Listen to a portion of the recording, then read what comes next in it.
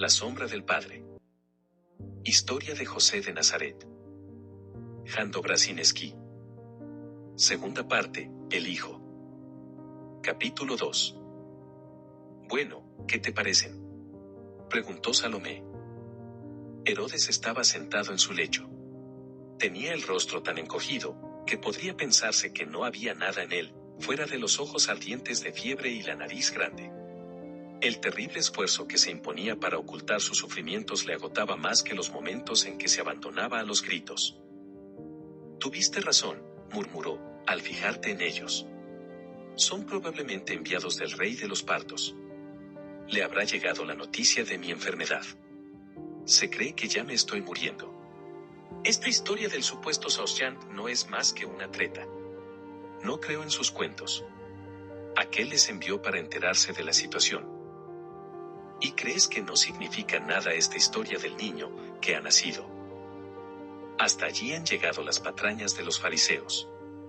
Lo cierto es que buscan aliados aquí. Entonces hay que despacharlos. Tengo que hablar primero con los judíos. Están ya aquí los que hice llamar. Están aquí esperando tu permiso para presentarse ante ti. Que entren. Diles que sean breves. Que no hablen como suelen hacerlo. No tengo fuerzas para escuchar tonterías.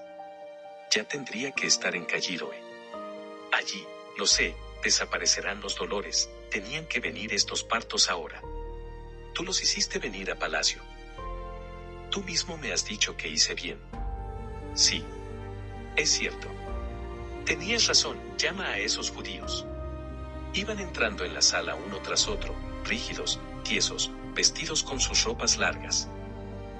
Los sacerdotes llevaban encima los distintivos de su dignidad. Iba primero el gran sacerdote Simón, hijo de Batous, el suegro de Herodes, padre de la bella Mariamme, que se convirtió en esposa del rey después de la muerte de Mariamme la Asmonea. Para elevar la dignidad de la que deseó convertir en su esposa oficial, Herodes nombró gran sacerdote a Simón, privando del poder al antiguo gran sacerdote, Jesús, hijo de Foabis. Simón iba acompañado de varios sacerdotes. Siguiéndoles venían varios fariseos con los ojos mirando al suelo, como para demostrar en qué poca consideración tenían las magnificencias del palacio o quizá para no mirar las esculturas griegas colocadas en los ángulos de la estancia. En cabeza iban Polión y Samea, dos dirigentes fariseos que mantenían estrechos contactos con el rey. Detrás, dos jóvenes fariseos llevaban sosteniéndole por los brazos al anciano Hillel. Herodes con gesto benévolo mandó ofrecer una silla al venerable doctor. El gran Hakam, rector de toda la escuela que llevaba el nombre de Casa de Hillel, era un hombre respetado en todo el reino, y también fuera del reino, allí donde existían colonias judías.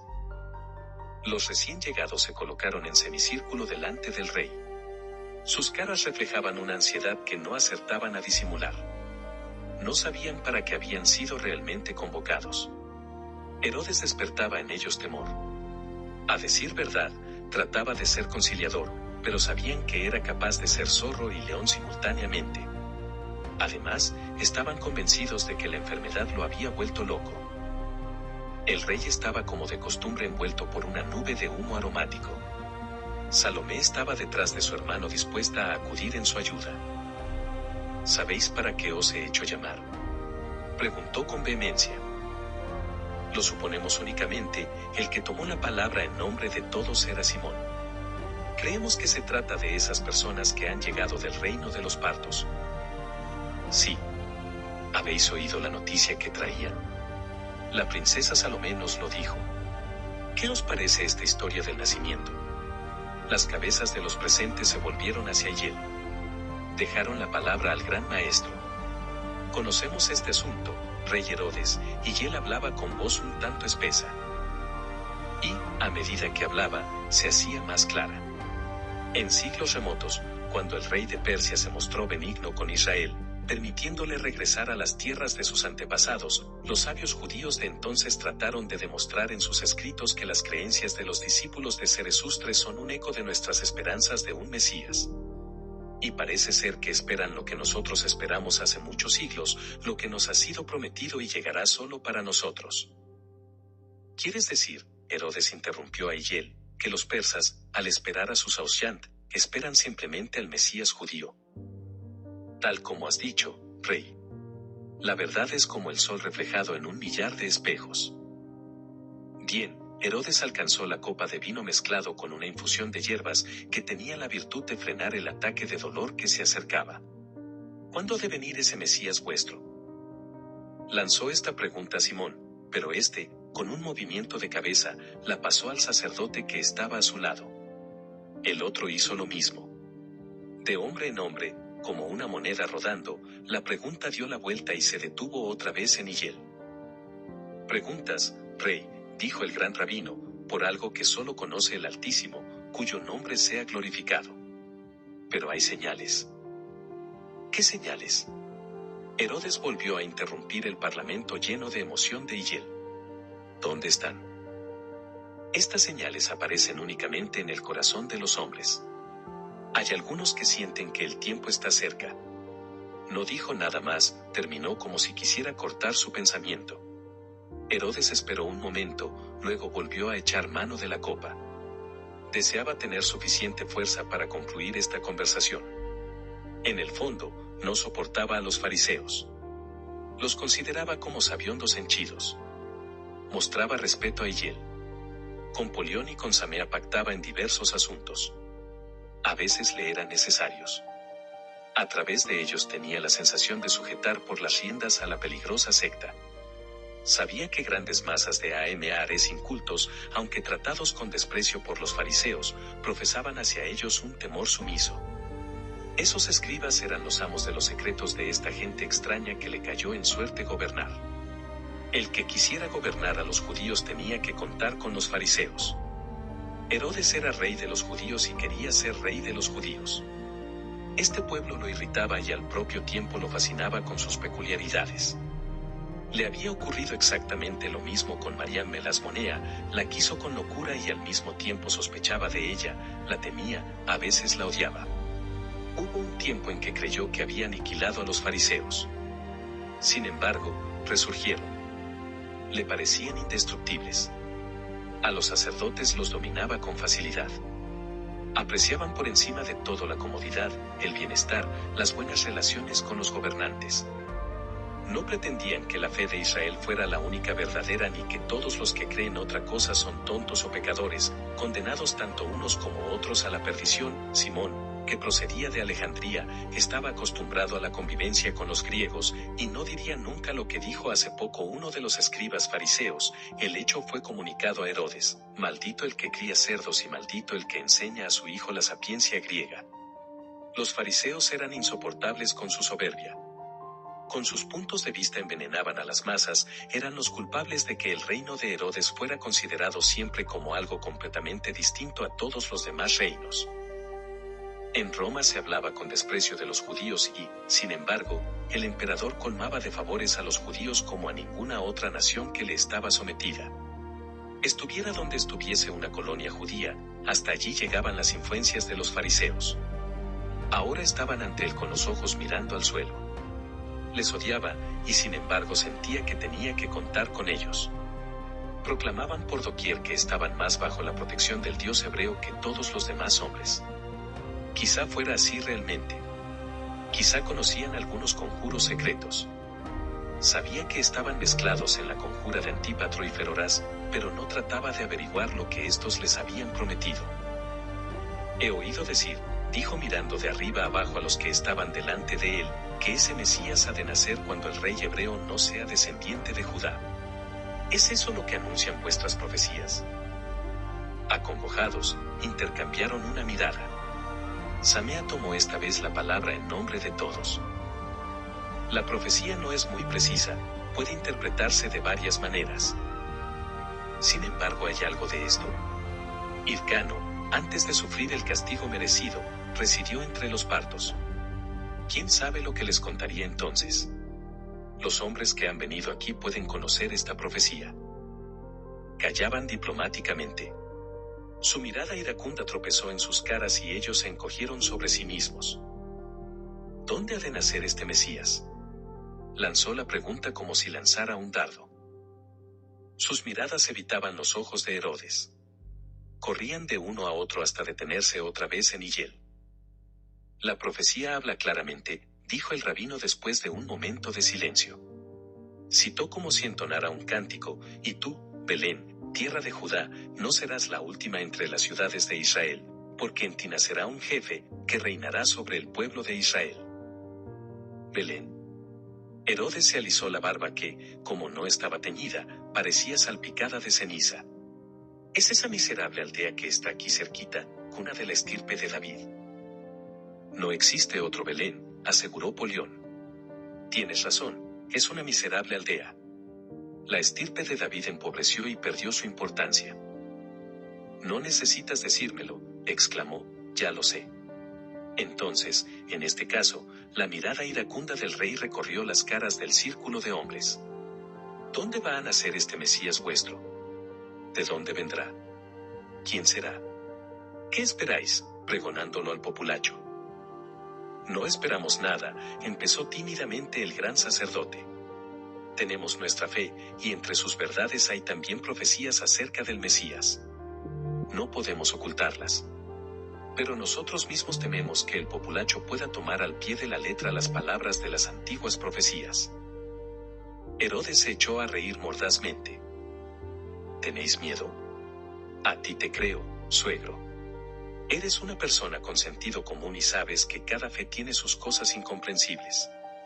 Pero estos, apuntó con el dedo a los fariseos, piensan de otra manera. Peroran sobre el Mesías a diestro y siniestro, su repentina explosión de ira rompió el freno de la cautela. ¿Creéis que no estoy enterado de que habéis participado en las conspiraciones de mi hijo? En la sala se hizo un profundo silencio. Luego Polión y Samea exclamaron al unísono.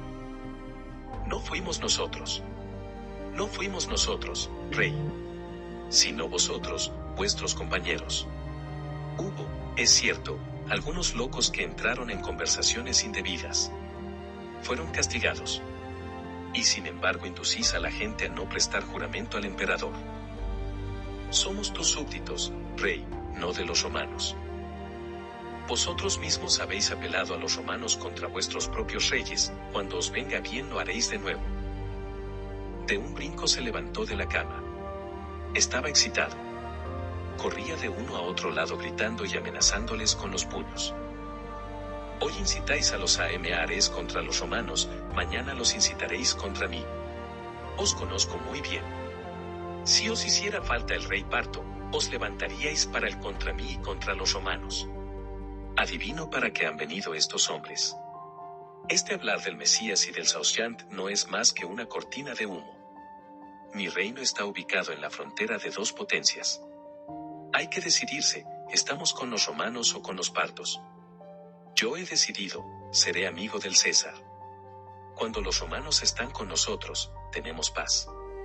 Pero a vosotros os gustan las conspiraciones y tenéis vuestros propios planes.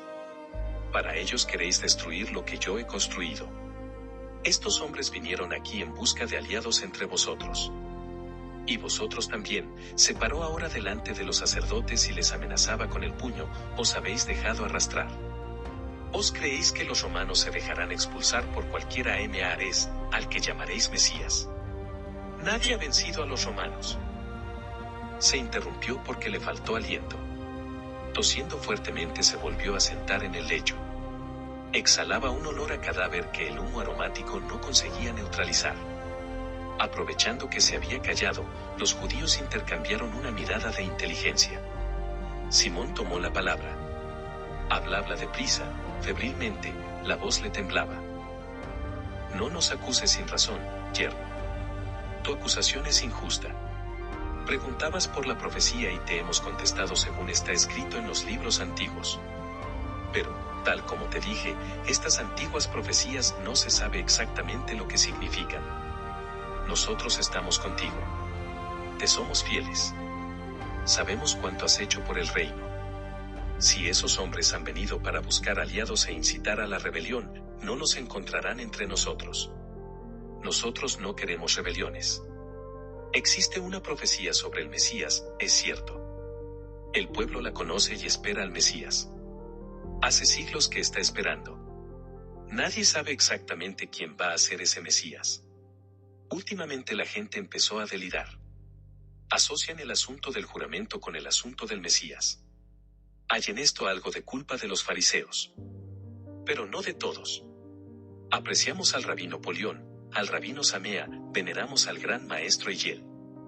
Pero en Galilea hay cabezas calenturientas, irresponsables. El rabino Polión ha dicho que aquellos fueron castigados. No queremos revueltas. No esperamos a ningún Mesías que induzca a la rebelión, no queremos un Mesías semejante. Además, ¿para qué un Mesías? Tenemos un rey, tenemos un César. Reina la paz, el comercio se desarrolla, los caminos están seguros, hay tantas hermosas construcciones nuevas. A esos hombres que han venido, lo mejor sería, no terminó, sino que hizo un movimiento muy expresivo. Pero ya sé. No se puede. Son servidores de un gran rey. No les puede ocurrir nada desagradable. Entonces hay que alejarlos de alguna manera. Pero, rey, no nos acuses a nosotros, somos fieles servidores. El largo parlamento de Simón permitió a Herodes recuperar fuerzas. La ira volvió a replegarse en el fondo de su corazón, escuchaba las palabras atemorizadas del gran sacerdote con la cabeza inclinada hacia el hombro y los ojos a medio cerrar. Gracias a la excitación se olvidó de su enfermedad. Era de nuevo el mismo, un zorro astuto. ¿Y qué dice el rabino Hillel?, preguntó, cuando Simón dejó de hablar. El anciano doctor levantó sobre Herodes los ojos medio cubiertos por las cejas. Dijo con la misma lentitud que antes. El gran sacerdote te ha asegurado, rey, que no somos rebeldes. Y de veras es así. Creemos en la llegada del Mesías. Algún día llegará sin lugar a dudas.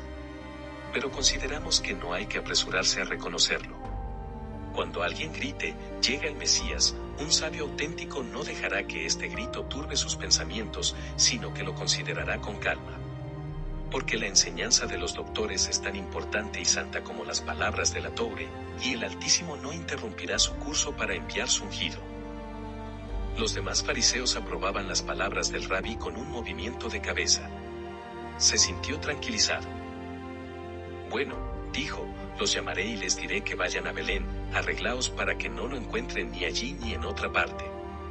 Que se convenzan de que no hay ningún Mesías. Luego, cuando vuelvan aquí, les haré unos regalos y los mandaré de nuevo al reino de los partos. Eres sabio, rey, admitieron varias voces, como el mismo Salomón, idos ya, les dijo él. Solamente después de un buen rato se presentó el ataque. Aunque se retorcía de dolor, no dejaba de hacer proyectos para el futuro. Dijeron que era un rey sabio, pensaba. Como su Salomón. Sin embargo, no me fío de ellos. No importa, ya me las arreglaré. Si no fuera por este dolor. Como si estuviera empalado. Siempre seré más hábil que aquellos que creen que me van a engañar, no ha nacido todavía el que me engañe. Oh, si no fuera por este dolor.